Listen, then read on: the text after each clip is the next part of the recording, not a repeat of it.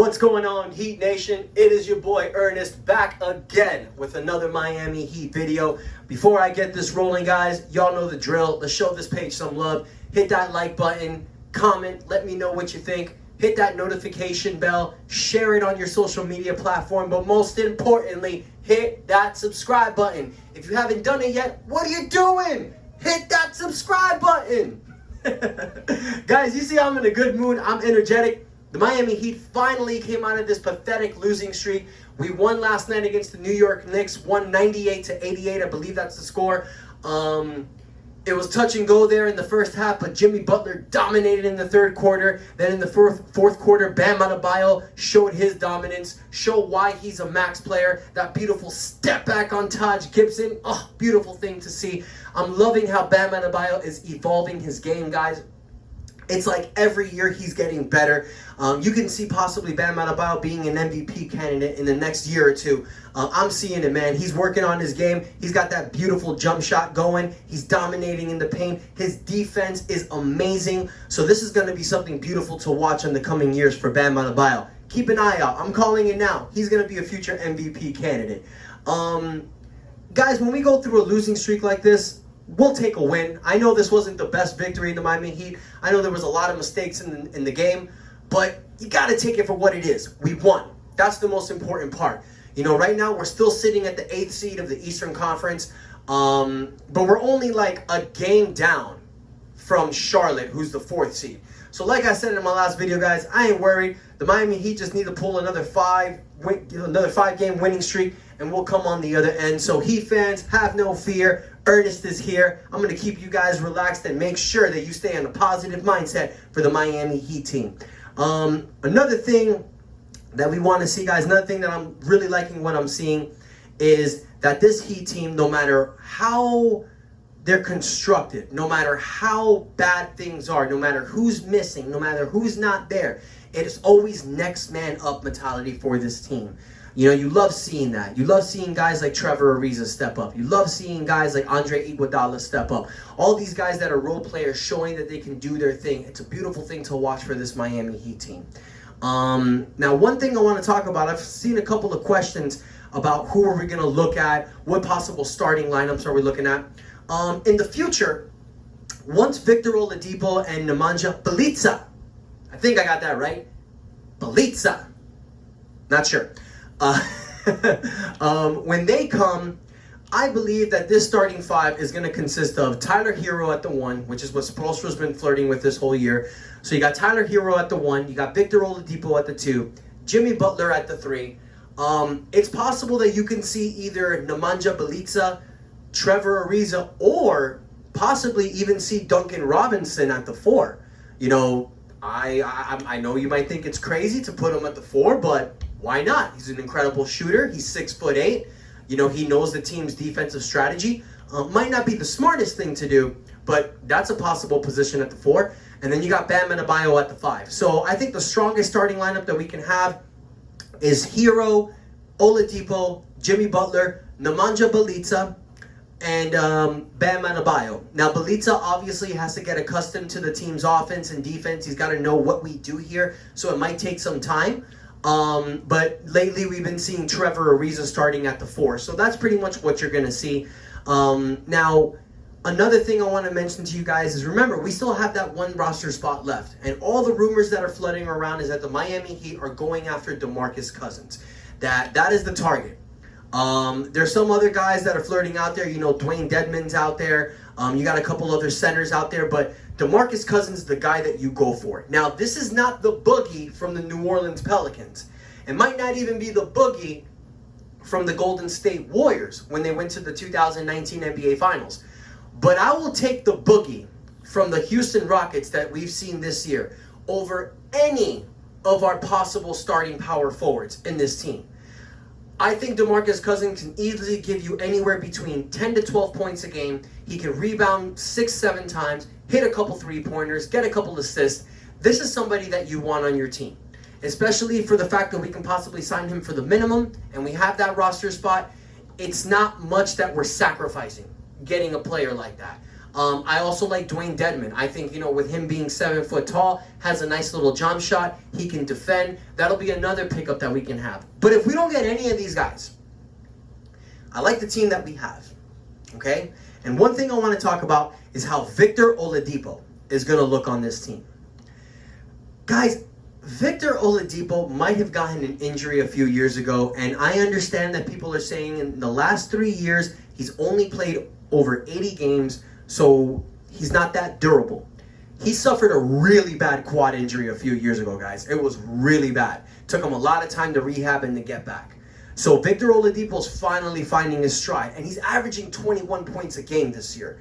So he's only going to better our team. There's no sacrifice in this. There's nothing looking bad. The Miami Heat are going to be a better team once Victor Oladipo starts. Now, I don't think he's going to play this Wednesday against Indiana. I know Nemanja Bjelica will, but I don't think Victor's going to play this Wednesday. But when Victor comes, he's going to add a huge presence to this team. First and foremost, Victor Oladipo was a slasher. He can get to the basket, create his own shots, and more importantly, he can get to the free throw line. The only 2 players that shot more than 3 free throws in the last game against New York was Jimmy Butler and Bam Adebayo. So Victor Oladipo is going to get you those extra free throw shots. He's going to get you those extra points. But an amazing thing that he can do, guys, he is an incredible defender. This is going to be a guy that's going to guard the team's best guard pretty much every single game. So you're having our big 3, which is more of a defensive-minded big 3. Now, I understand you might not want to call this Miami Heat team a big 3 with Victor Oladipo, Jimmy Butler, and Bam Adebayo. I get it, because we're not as flashy as the Brooklyn Nets with Harden, Durant, and Kyrie Irving. We're not as flashy as our old big 3, Wade, LeBron, and Bosh. We're not the Boston Celtics with Garnett, Allen, and Pierce. But what our big 3 has is a defensive-minded, orientated basketball style. And if you remember what I've said in the last few videos, that is exactly what a team needs to beat Brooklyn. Because at the end of the day, it's going to be hard as hell outscoring that team. They're going to be one of the best offensive teams in the playoffs. These 3 guys haven't even played more than 7 games together. And they're still at the top of the East. They're the 2nd seed. So when they come, when you have Durant and Irving back with James Harden, with Blake Griffin, with LaMarcus Aldridge, coward, they're going to dominate offensively. So how do you beat this, guys? How do you beat this team? With a strong defense. That's exactly what the Miami Heat is going to have. You're going to have Victor Oladipo guarding Kyrie Irving. You're going to have Jimmy Butler guarding James Harden. And you're going to have Bam Adebayo guarding Kevin Durant for the most part. So that's going to be a battle. And that's definitely one playoff matchup I am dying to see. That's going to be incredible, guys. So I think Victor Oladipo is going to add a lot, not just on the offensive side, but mainly on the defensive side, guys. He's a slasher. He can hit the open shots. He gets to the free throw line. He defends like crazy. So he is going to add that much more to our squad. And honestly, guys, I mean, as far as free agent pickups, if we don't get DeMarcus Cousins at this point, try to get a Dwayne Dedmon. Try to get who you can that can play at that 4 spot. But I like this team for what we have already. We might have not gotten LaMarcus Aldridge, but we are a fear for the East. We are a team that nobody wants to play against in the playoffs. I promise you that. I don't care how confident you are, Brooklyn fans. I don't care how much swag you have, Philadelphia fans. I don't care where you've been, Milwaukee Bucks fans. The Miami Heat are here to play. And the Miami Heat is not a team that any team is just going to get by. Yeah, we might be the 8th seed right now, but that's all just because of COVID and injury-related situations. We have not had a 100% healthy squad all year. That's crazy. That's crazy. And look how good we're still doing. Call us an 8th seed, but we're right there hovering with the 4th seed. I believe in this team. Guys, all of you need to believe in this team, and we need to move a game at a time. It's like I said, with our record right now being 23-24 and being a game down from 4th seed, every game should be treated like a playoff game. Every game should be scrapped fought hard, trying to win every single possession, because all this team needs is a nice little 3-4 win winning streak, and then that's it. We're at the top of the East again.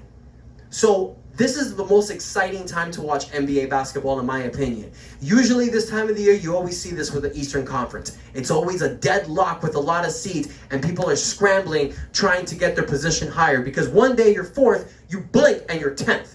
And as we all know this year, the playoff schedule has changed.